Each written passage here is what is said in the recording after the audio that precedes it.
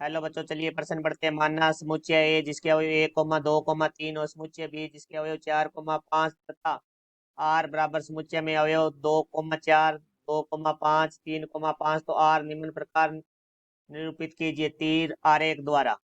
मुख्य अवधारणा, तो हमारा जो प्रश्न है वो संबंध से संबंधित है। देखो हमारा जैसे आर एक संबंध है तो जिसका एक समुच्चय है जिसके अवयव है ए कोमा बी। तो यहाँ से देखो जो ए अवयव है वो हमारा होता है प्रांत और जो बी अवयव दूसरा अवयव होता है वो हमारा होता है परिसर। तो देखो अब हमें प्रश्न में जो बात की गई उसके बारे में बात करते हैं। प्रश्न में हमें दिया गया है ए जो कि 1,2,3। तो जो हमारे प्रथम अवयव है वो ए से लिए जाते हैं और बी बराबर है हमारे पास है 4,5। तो द्वितीय अवयव है वो हमारा बी से लिया जाता है।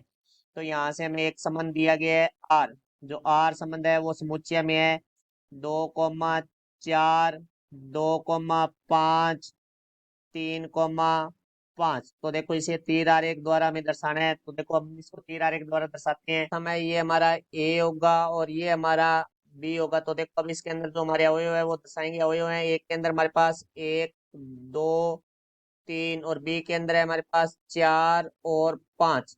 तो देखो ए से बी में हमें संबंध को दर्शाना है। तो देखो हमारा जो संबंध है वो 2 का संबंध है वो 4 से है। तो हमारा जो ये 2 है इसका संबंध है वो हमारा रहेगा 4 से। तो हम इस तरह से 2 का संबंध दिखाएंगे 4 से।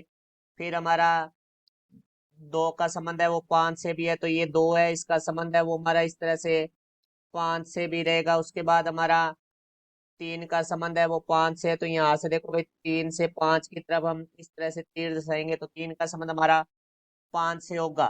तो ये हमारा तीर आरेख है संबंध का। तो ये हमारे प्रश्न का उत्तर हुआ। मैं आशा करता हूँ समझाया होगा। धन्यवाद।